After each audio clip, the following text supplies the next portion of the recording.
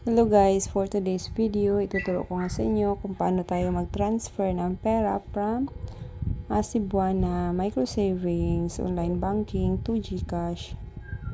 So una guys, open lang natin ating application sa Cebuana.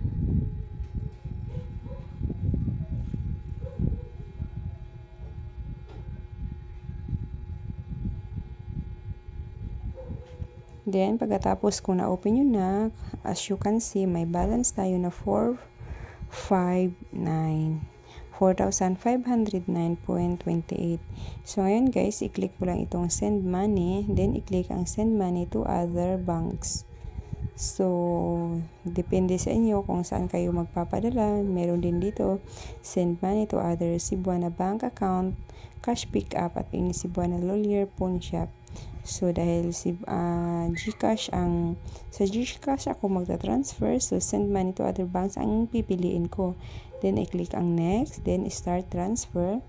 At dito, i-search mo lang si GCash para mabilis mong mahanap.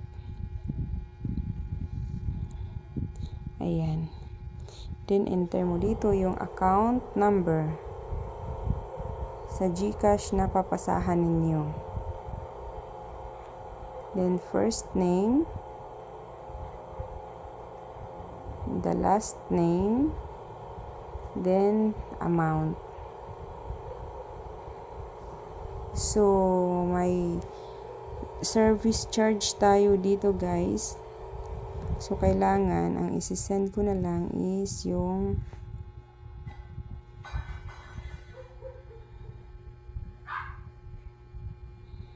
ayan, 4,444.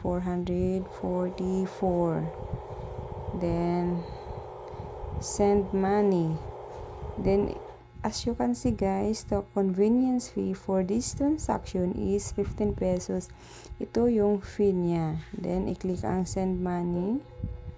Make it sure na tamang inyong number sa inyong GCash na papasahan.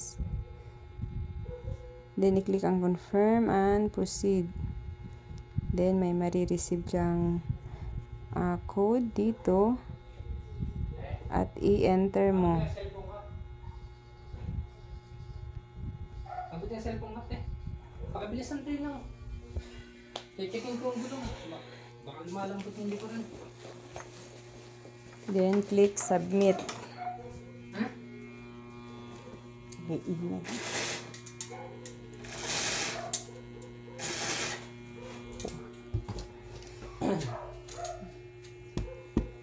Is 4559. Then, i-click ang done. At i-click dito yung 3 lines sa taas. Then, account balance. So, may natitira tayong 49 pesos. So, akala ko 50 yung matitira.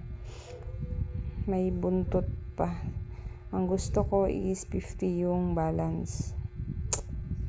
Nabikig. So, ganun lang siya kasimple guys kung paano tayo mag-transfer from Cebuana to GCash. So, thank you for watching guys.